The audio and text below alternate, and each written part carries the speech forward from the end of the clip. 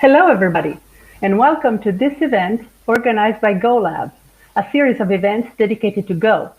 Go is the open source programming language developed by Google.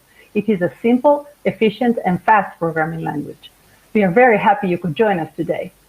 GoLab is organized by Develer, a company that develops hardware and software with industrial applications, with great focus on emerging and open source technologies. At Develer, we strongly believe in supporting training and collaboration, and because of this, we regularly organize technology events like conferences, workshops, courses, webinars dedicated to state-of-the-art technologies such as Go. Before we begin today's talk, I have just a few announcements for you all. If you experience any problems with your connection, if you get kicked out of the live room, if the streaming stops for any reason, the thing that you want to do is to go back to the email that you received confirming the event. There is a join button in that email. You click on the join button again, and you will be back online, and you will be able to enjoy the rest of the talk. At the end of the talk, we will have a Q&A session with the speaker, and there is a dedicated Q&A chat. So we would kindly ask you to wait and write your questions in the dedicated Q&A chat, which is different from the regular public chat that you can use during the talk. Finally, please join our Discord channel to network and share ideas with like-minded people. You can click on the link above us to join us there. Today's speaker is Piyush Verma, who will share his insights in a talk about concurrency primitives of Golang, how to use them and how not to use them. Welcome, Piyush. We're very happy to have you here. Thank you, Laura. Do you want to tell us something about yourself? I'm Piyush. I've been writing Go code for almost a decade now. Currently, I'm CTO and founder at Last9.io. It's an observability and site reliability engineering platform. This talk is a consortium about my experience of having written Go. Actually, these constructs can be used outside of Go as well. Of every time there was a mildly sophisticated code which involved concurrency, and because of lack of a deeper understanding of what to use and when to use, we ended up refactoring a lot of code. Well, I hope that this talk prevents some of you from having to rewrite your code. And yeah, I hope you like it. I am sure that it will be very interesting and our audience will enjoy it. So enjoy the talk, and let's see each other again at the end for the Q&A session. Concurrency primitives of Golang, when to and when not to use some of them. Over the years, I've seen a lot of code being refactored. Every time there's a marginal change in complexity because of some concurrency primitive. And I really wish I knew some of these things, which I probably will talk about, and that could actually save a lot of man hours and a lot of toil just having to go about refactoring this. While speaking with concurrency, one of the important things to discuss is what exactly is a race, a data race, to be fairly honest. The most common definition that comes to the mind is reading and writing to a same memory location. But before we get to that, there's an important concept that needs to be covered, which is memory ordering. I'll probably show a small snippet of a code, and I want you to guess what the output would be. Here's a simple piece of code. There's a declaration of var a and b, which is type int. There's a function f, assigns a equal to 1, b equal to 2. There's a function g, which does print b and print a. You can ignore the fact that there will be a data race in here, because the interesting bit is it is possible that g prints 2 first and then 0. Pay slight attention to this. What is the possibility when it prints 2 and 0? When print b observed the value of b as 2, whereas the print a, which happens after print b, did not yet observe the value of a equal to 1, which was executed before b equal to 2. Why does this happen? It is because compilers, at the time of compilation or at runtime, may do perform instruction ordering change. So it's not guaranteed that what you see as A equal to 1, B equal to 2, outside of the block, outside of the scope of that function, would be observed in the same manner. And this is a memory ordering problem. And this results in everything else where we need to now start serializing, because what we're trying to do is we're solving this unpredictability. Here's a sample piece of code. It's a pseudocode. To some, it may look like Python. To others, it may look like Go. We have a bunch of URLs. There is an array of responses where we will gather all the responses that we get by fetching the URLs. There's a small counter of total bytes received. Simply put, for I in URLs, fetch the URL using a pool. So we're trying to restrict the number of parallel connections that can be made outbound. Once we receive the data, we want to write it to a response array and also update total bytes received. The control must block until all the URLs are fetched and return the response altogether. The total bytes received are also being sent by telemetry, but that is not relevant. There are 4 aspects of concurrency control which are happening here. First is the handoff. The handoff is once the parallelism is done, or I'm liberally using the word parallel here because that's confusingly used, parallel and concurrent. Once that is done, the control must pass on to the main routine, and that's a handoff. So somebody has to wait to see if all the workers are done working on what they have done, and only then it must proceed forward. There's a concept of data sharing here. Each of the fetch URLs we want to do in a non-blocking manner, which should be able to send data to be returned to a response array. There's a serialization happening as well, because we do not want all the URLs to be executed together.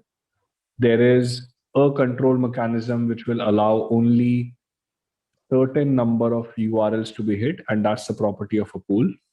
Then there's also a data consistency problem here, because we want to change the total bytes received, but because there are multiple threads that may be performing this, multiple Go routines that may be performing this, multiple processes that may be performing this based on the language implementation, the value of total bytes received must increase collectively.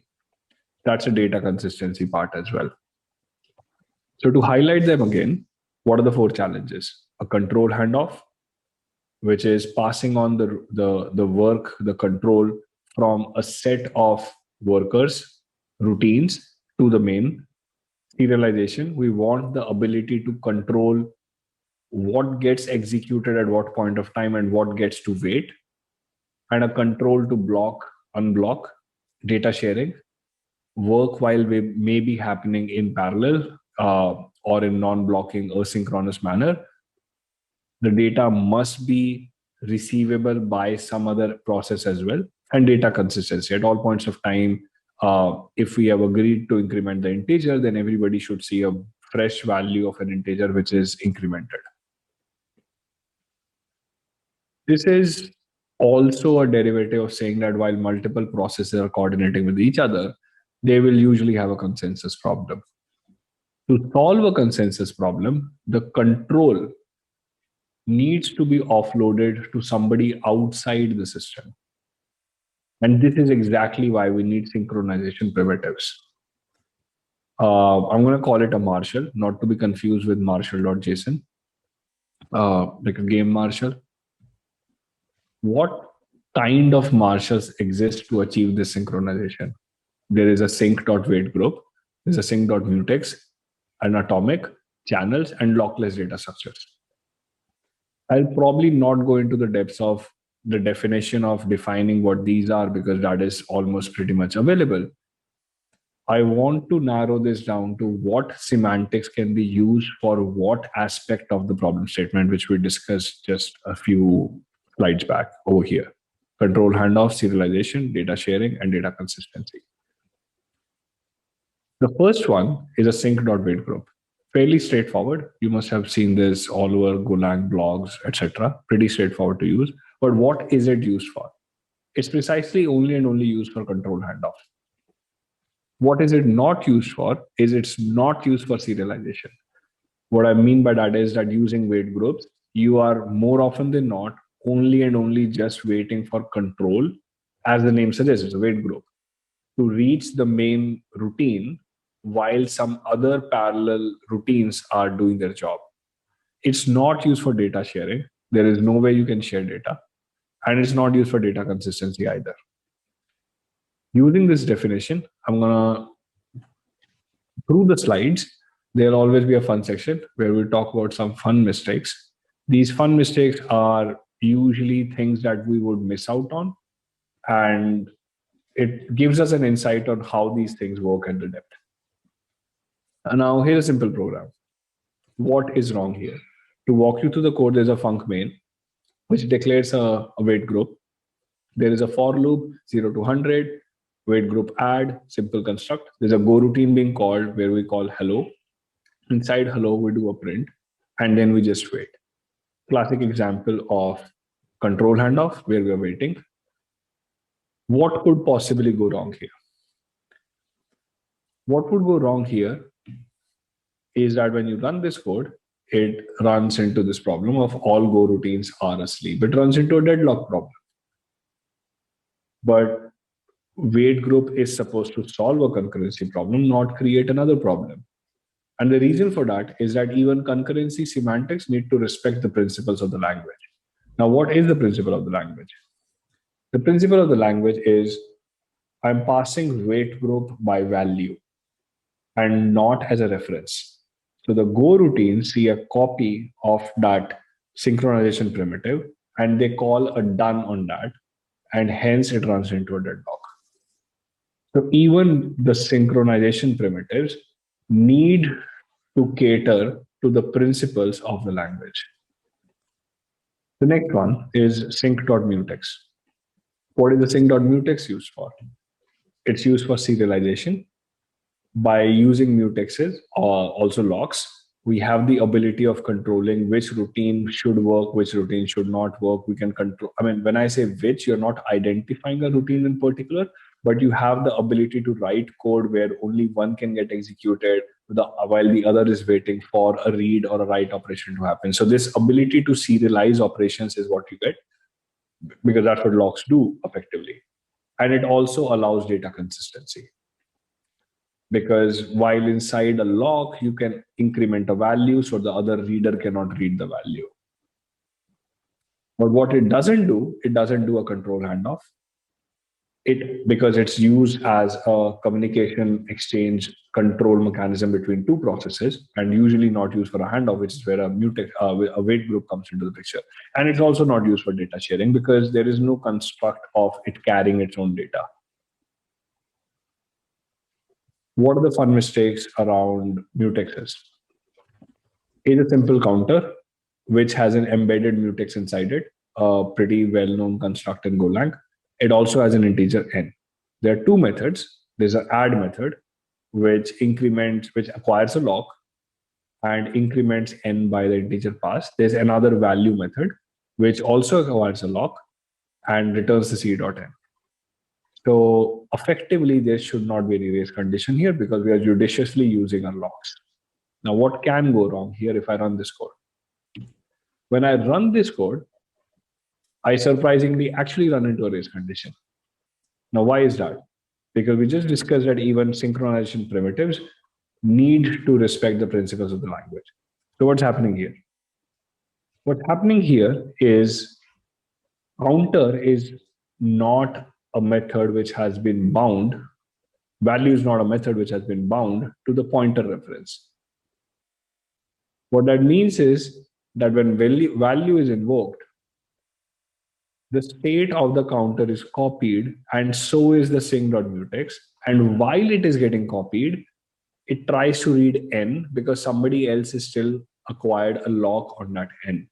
So effectively, it doesn't even matter what you have inside the body of the code. Just by accessing value, because the process of calling value invokes a copy to happen, and by the virtue of that, a read to happen on n, and hence it results in a race condition.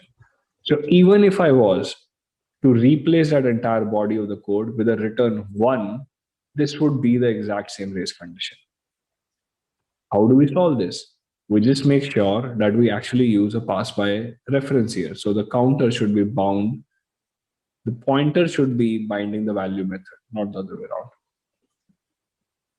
It's a fair conclusion to say that while resolving a consensus problem, the marshals themselves are not immune to the consensus problem. So they themselves have to adhere to all of these principles. Underneath all these mutexes, weight groups, is the third marshal, which is the bedrock of all synchronization, which is the sync atomic. Now, surprisingly, atomic has very limited applicability as such directly, and most of the times we end up using the constructs on top of this, but it is the underlying construct which is used behind most of these other primitives which are higher order. Now, what is an atomic used for? Data consistency, all in all, true, nothing else.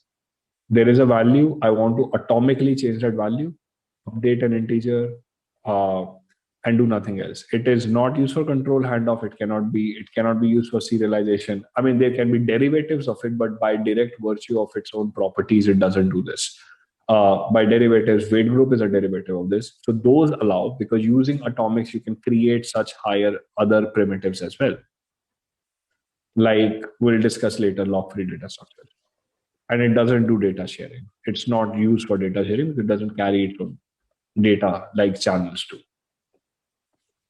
Now, here's an applicability of atomically performing a load and store. There's a simple map, type map string. There's an atomic value. Inside m.store, we basically save a map.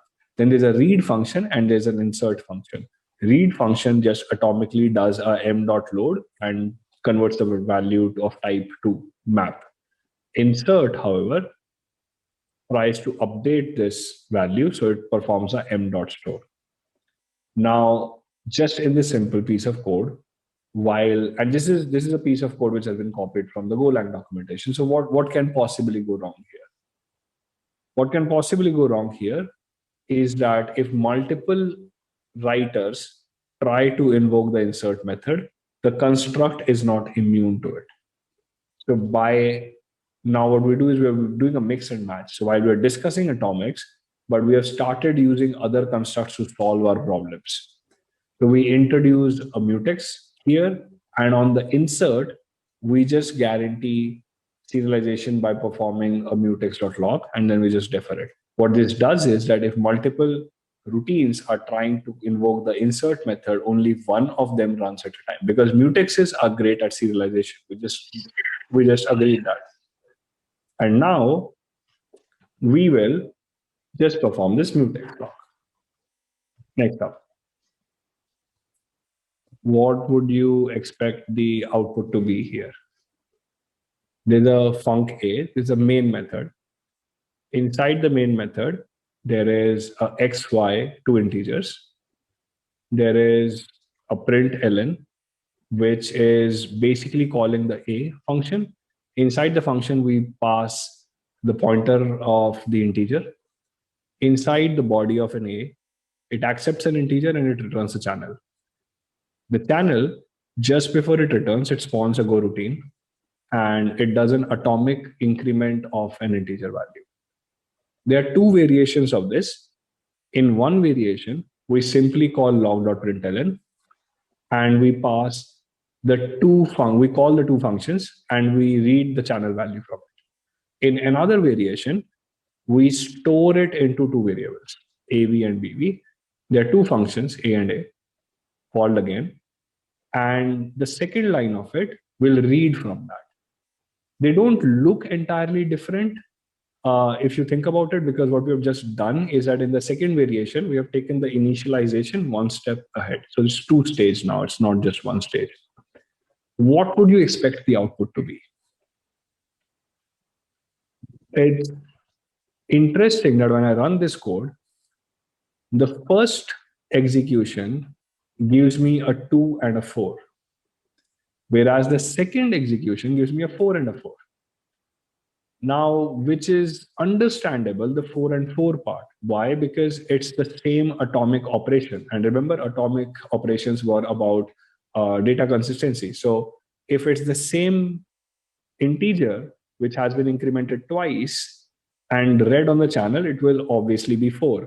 But why did the 2 happen? To answer this, let's add some logs treatment. Now what we do is, just after the atomic add, I've added a log.println, and there's a time.sleep of 2 seconds. So what that means is that before the value is returned, it's actually going to sleep for 2 seconds. Now, when we run this, the first execution prints 1, 1, and 2, 4. The second also prints 1, 1, and 4, 4. But interestingly, if you observe the timestamp, the first print happens at the 16th second, and then it waits for 2 seconds. And then it prints 1 and waits another 2 seconds and returns 2 and 4. Whereas the second implementation, on the 20th second, both of them print 1. And then after 2 seconds, because both waited for 2 seconds, return a 4 and 4. So effectively what's happening is the arguments inside the function are executed serially. This is a classic mistake that we do when we're dealing with this. A simple way to solve is use the lower construct, which is actually concurrent and not the first one, because that would happen one after the other. Now, this can result in a situation because it is possible that you may get blocked on the other value because the one hasn't worked. Clearly evident in this code here, because it happened as 2 and then the other value came as 4. We also discussed that atomics and mutexes can both actually be used for data consistency. So are they interchangeable is a common question. Atomic, as we said, are the bedrock of it. Using that, others are done. Now, yes and no, because there's only one case where you can actually interchangeably call them as performing the same role, which is assume there was an integer operation where we had to increment something. Now, I may use atomic add int, or I may actually take a log and do an unlock and apply it. It will give me the same behavior at the end of the day.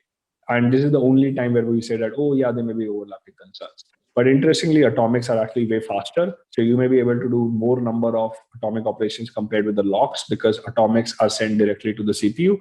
And there are no language VM of ordered locks which are being performed. So you would actually see a drastic performance gain.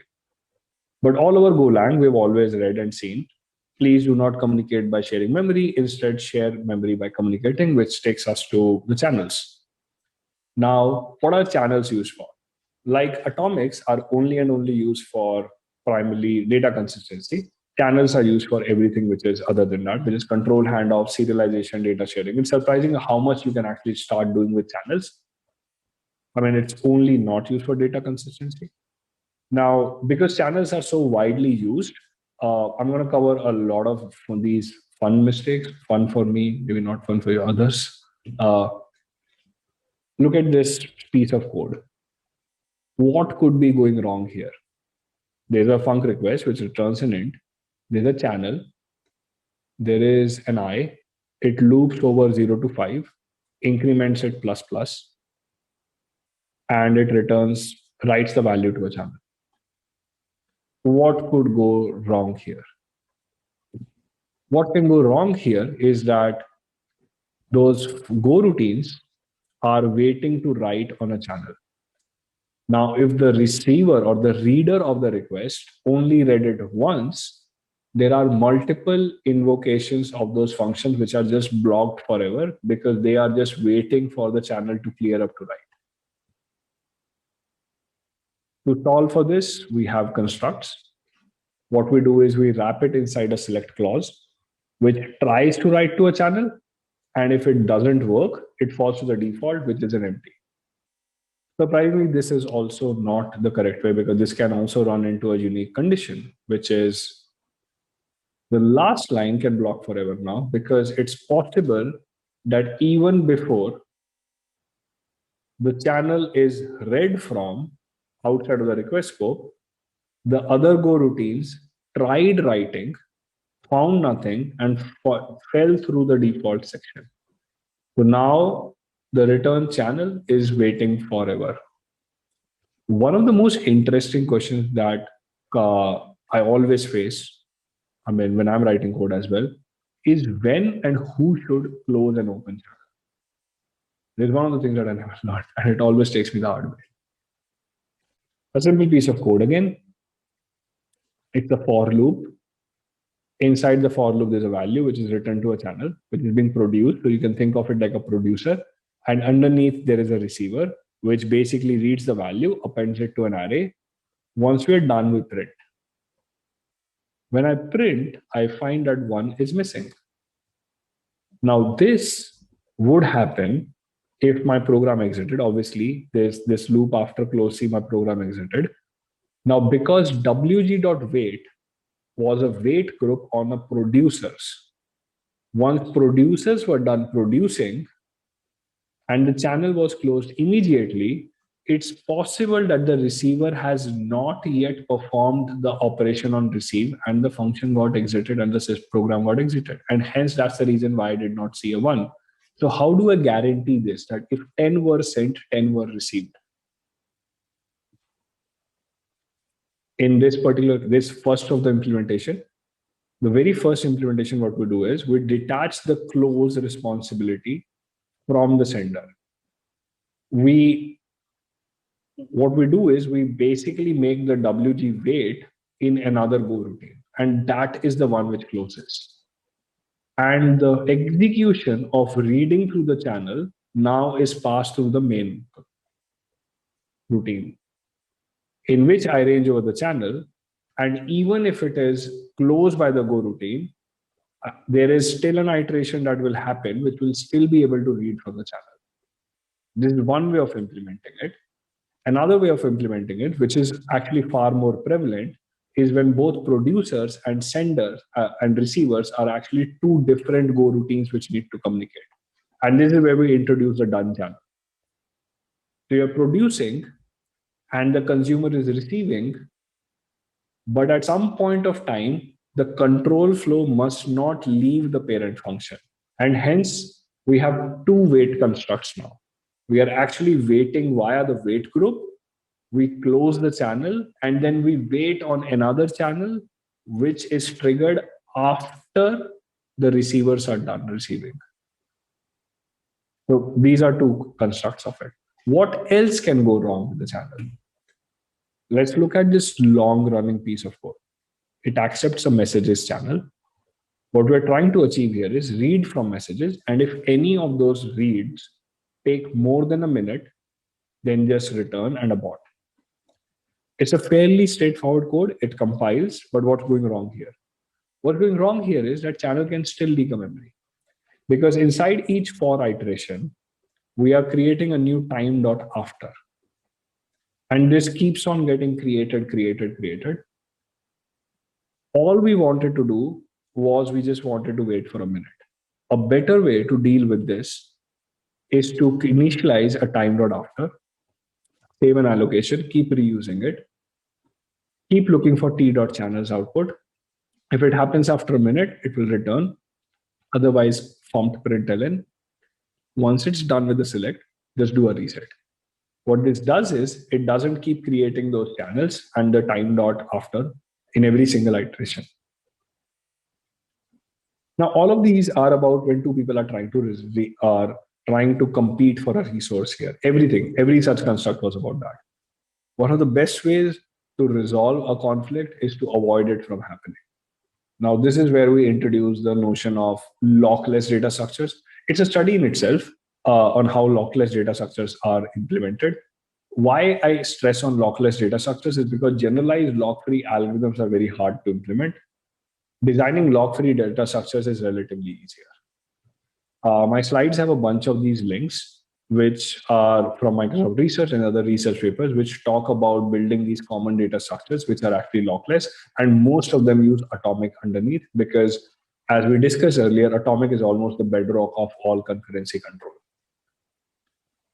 Many times what also happens is that a simple solution is actually way better than a smart solution. if you look at this piece of code, there's an input array of integers and there's an output array of integers.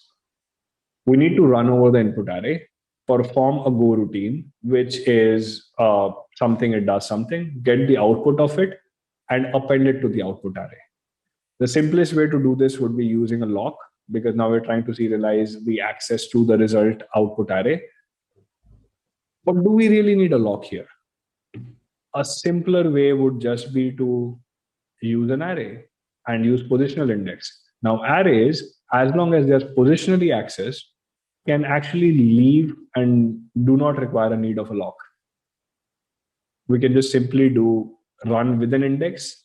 Once we get the output, we access the array via the positional index, and it does the job. So many times we actually may not even need a very sophisticated concurrency control mechanism, because this itself will do our job. So just to recap, what is the need for concurrency constructs? Because we want to solve the unpredictability problem. We want control. There are two kinds of that. There are control constructs, which are used for control handoff. There are data constructs, which are used for data sharing and data consistency. Constructs also need to adhere to language principles. We saw how weight groups, how counters, or how channels as well can actually misbehave if you're not careful about how we are applying them. And now we also probably understand which one to use when. To recap, if you were to look at the same problem again, now when we look at this, we probably are better equipped to handle this problem. Thank you. I'm CTO and founder at Last9. We are an observability company, and I'm Piyush Sharma. Thank you, Piyush, for your talk. It was very interesting, and I'm sure that our audience enjoyed it greatly. So now we welcome Piyush back again, and we would like to start our Q&A session. So the Q&A chat should be enabled, and maybe we can have some questions. Okay, so we already have a question from a Develer staff person. And the question is, do the concurrency constructs we spoke about have any effect on the performance of the application? Great. These constructs, I mean, definitely, they do have an impact on the performance where one over the other will make a significant difference. Like if you were simply to just perform an addition, using a lock is significantly slower than if you were to just use an atomic operation around it. Or if you were to simply use an array and not worry about the locks, I mean, that would be the fastest. But the rest of the performance application, I think, as I explained through the talk as well, many of the times when we are not careful about how much we allocate and we deallocate, we may be straining the garbage collector. Like one of the examples in the talk was about how a less careful time dot after allocation, if I keep allocating, can actually result in a lot of objects to be created, which may actually not even be garbage collected because the function body hasn't exited yet. And in those situations, it may result in a memory strain, which will keep on increasing the memory pressure in a very long running process. So that is one impact of a performance. Too many allocations which are left for the garbage collector to clean up will also result in performance, because there may be CPU cycles which are choked. Now, depending on the sensitivity or the resources available in an application, one may have to be considered. But I think the overall theme of the talk was to equip the understanding to say, hey, when do I use what, and what are the things do I need to cater to, because these small mistakes can actually go pretty unnoticed. And come on, like nobody wants to actually do heap analysis to understand where is memory being leaked. So I hope that answers. Thank you very much. I'm sure that this answers the questions fully. If we don't have any other questions, then maybe we can say goodbye. And we thank Piyush for a very interesting talk. And of course, you can still ask your questions on our Discord channel. and we can answer them, asking Priyush to answer them there. So other announcements is that all our sessions will be available on YouTube on the GoLab channel, as I was saying before. And if you want to know about the next events, you can find them on the website golab.io. And you can also stay up to date on the upcoming events, subscribing to the newsletter. Another announcement is that we have 50% off our Go course. We have a coupon for that, which is Learn 50 Go. And you can use that in order to enroll in the course and get 50% off. So we thank everybody for your participation. We hope you enjoyed the talk. We thank Priyush again once more for his interesting talk, and we hope to see you again in our next event. Bye-bye.